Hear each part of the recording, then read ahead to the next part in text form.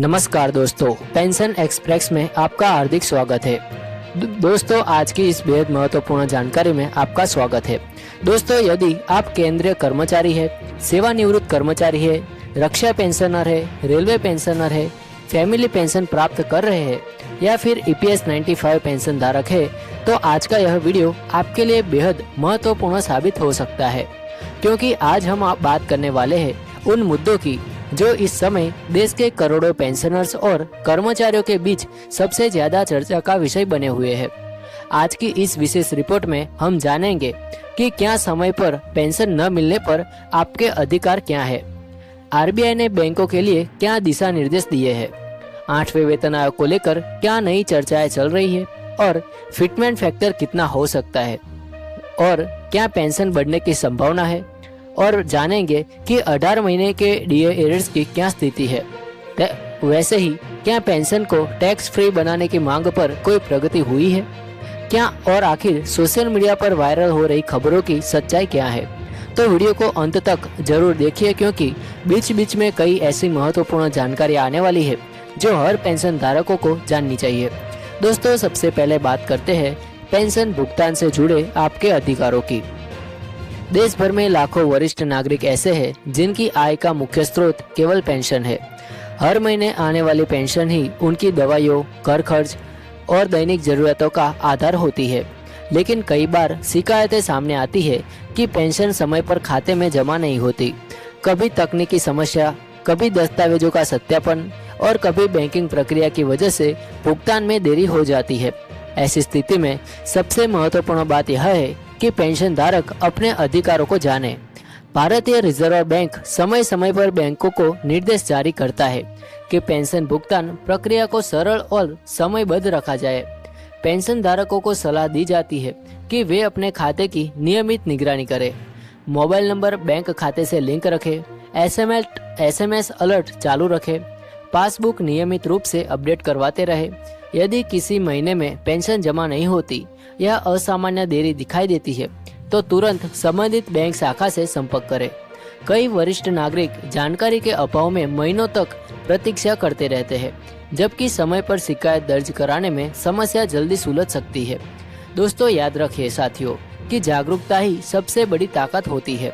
जितनी अधिक जानकारी होगी उतना ही आप अपने अधिकारों की रक्षा कर पाएंगे। दोस्तों, अब बात करते हैं उस विषय की जिस पर पूरे देश के कर्मचारी और पेंशन धारक नजर बनाए हुए हैं। जी हाँ, हम बात कर रहे हैं 8वें वेतन आयोग की। दोस्तों, पिछले कुछ समय से 8वें वेतन आयोग को लेकर चर्चाएं लगातार बढ़ती जा रही है।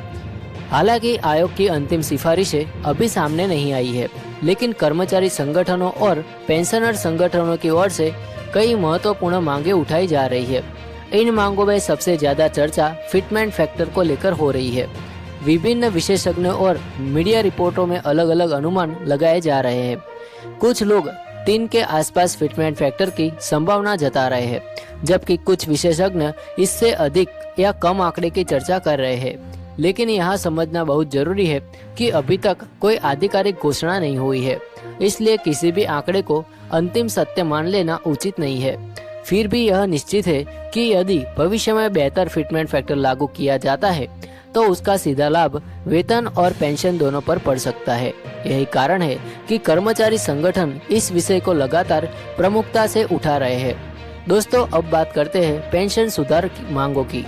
विभिन्न पेंशनर संगठनों का कहना है कि वर्तमान महंगाई और बढ़ती जीवन यापन लागत को देखते हुए पेंशन व्यवस्था की समीक्षा की जानी चाहिए।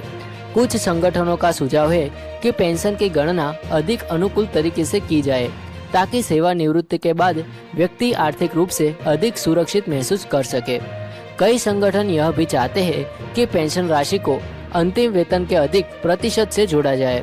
हालांकि अभी तक इस संबंध में कोई आधिकारिक निर्णय नहीं लिया गया है, लेकिन चूंकि 8वें वेतन आयोग को लेकर चर्चाएं चल रही है, इसलिए ये भी मांग लगातार मांगे बनी है और चर्चा में बनी हुई है। दोस्तों, अब बात करते हैं अतिरिक्त पेंशन की मांग के बारे में।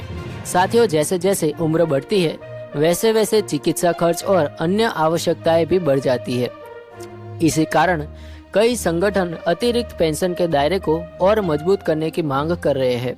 उनका मानना है कि वरिष्ठ नागरिकों और अधिक आर्थिक सुरक्षा प्रदान की जानी चाहिए। फिलहाल यह विषय भी मांगों और चर्चाओं के स्तर पर है।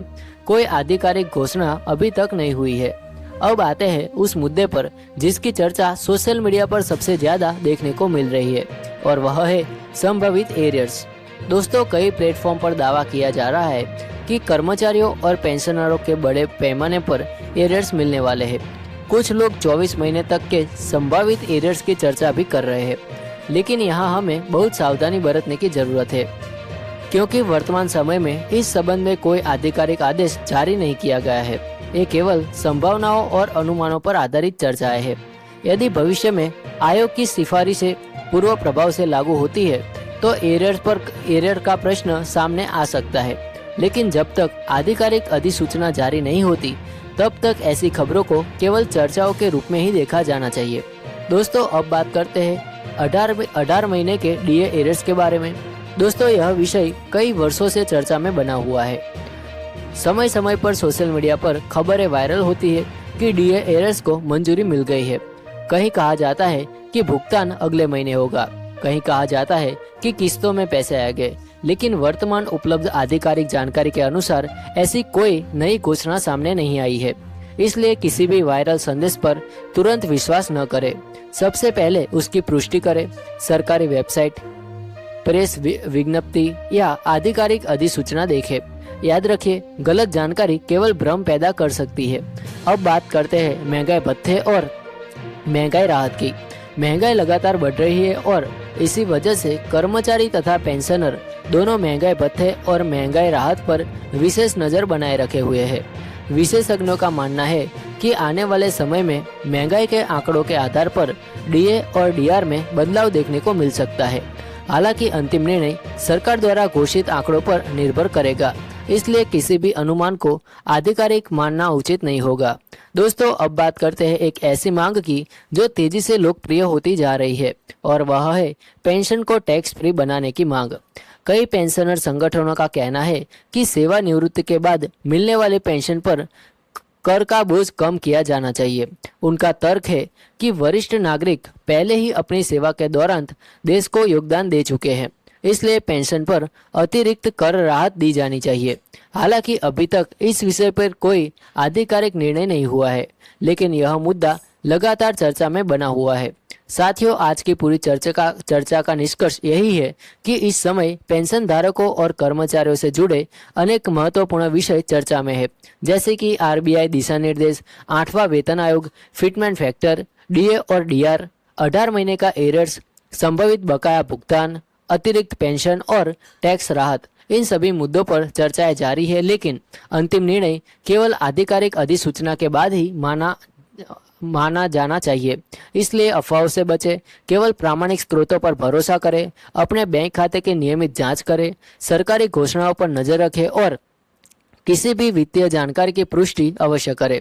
यदि आपको यह जानकारी उपयोगी लगी हो तो वीडियो को लाइक जरूर करें, चैनल पेंशन एक्सप्रेस को सब्सक्राइब करें, बेल आइकन दबाएं ताकि पेंशन और कर्मचारियों से जुड़ी हर महत्वपूर्ण खबर सबसे पहले आप तक पहुंच सके। मैं आपसे विदा लेता हूं। धन्यवाद। जय हिंद। वंदे मातरम।